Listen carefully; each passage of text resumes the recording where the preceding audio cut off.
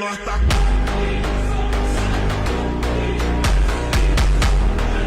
இந்த வீடியோவை பார்த்ததுக்கு அப்புறம் என்னடா இவ்வளவு நாளா மனுஷெல்லாம் பேயாதான் மாறிக்கிட்டு தானே இப்ப என்னடா நாயா மாறிட்டு வர்றான்னு சொல்லிட்டு கண்டிப்பா நீங்க ஷாக் ஆயிருப்பீங்க. இப்ப சோசியல் மீடியாக்களை ரொம்ப வேகமா சுத்திட்டு இருக்க இந்த ஒரு நியூஸை பார்த்து நீங்க ஷாக் ஆகுறதுக்கு முன்னாடி இதுல என்ன உண்மை இருக்குன்னு ஃபர்ஸ்ட் தெரிஞ்சுக்கோங்க. அதுக்கு முன்னாடி இந்த மாதிரி யூஸ்ஃபுல்லான வீடியோவுக்கு என்னோட பேஜை மட்டும் ஒரு ஃபாலோ மட்டும் பண்ணிக்கோங்க. இதோட உண்மை கதை என்ன அப்படின்னா, ஜப்பான்ல டோக்கோன்னு சொல்லிட்டு தன்னை அழைச்சிக்கிற ஒரு நபர் இருக்கார். அவருக்கு சின்ன வயசுல இருந்தே ஒரு அனிமல் மாதிரி தன்னை மாத்திக்கணும் அப்படின்னு சொல்லிட்டு ஒரு சின்ன ஆசை இருந்தது. அதுக்காக ஒரு ஜப்பானீஸ் காஸ்டியூம் கம்பெனியை கான்டாக்ட் பண்ணி ரொம்ப ரியலிஸ்டிக்கா இருக்கிற மாதிரி ஒரு காஸ்டியூம் எனக்கு வேணும் அப்படின்னு சொல்லிட்டு கேட்டுட்ட பார்டர் கோலிட்டா காஸ்டியூமை தயாரிக்க சொல்லியிருக்காரு. இந்த காஸ்டியூமுக்கு செலவான அமௌண்ட் எவ்வளவுன்னு பாத்தீங்கன்னா ஒரு 20 லட்சம் ரூபாய் ஜாப்பனீஸ்ல. அதே இந்தியன் ரூபியில பாத்தீங்க அப்படின்னா ஒரு 11 to 12 லட்சம் அப்படின்னு சொல்லிட்டு சொல்றாங்க. ஆனா இது 220 கோடி அப்படின்னு சொல்லிட்டு ஆன்லைன்ல சோசியல் மீடியால பொய்யா தகவல்களை ரிலீஸ் பண்ணி விட்டுட்டு.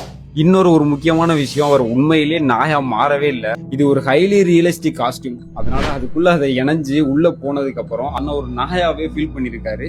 ஃபீல் பண்ணிட்டு அவர் 4 காலில் நடந்துமே காட்டியிருக்காரு. ஒரு முக்கியமான விஷயம், அந்த காஸ்டியூமை தயாரிக்கிறதுக்கு மட்டுமே அந்த கம்பெனிக்கு 40 நாளா இருக்கு.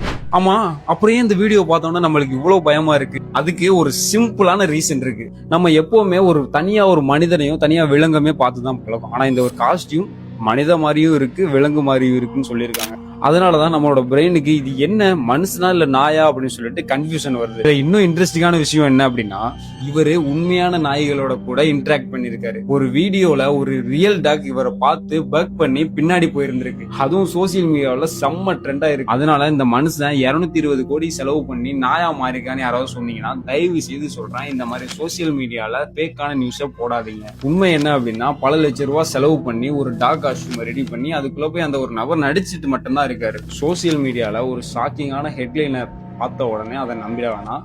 அதனால ஃபேக்ட் என்ன அப்படின்னு சொல்லிட்டு செக் பண்ணதுக்கு அப்புறம் மற்றவங்களுக்கு ஷேர் பண்ணி விடுங்க.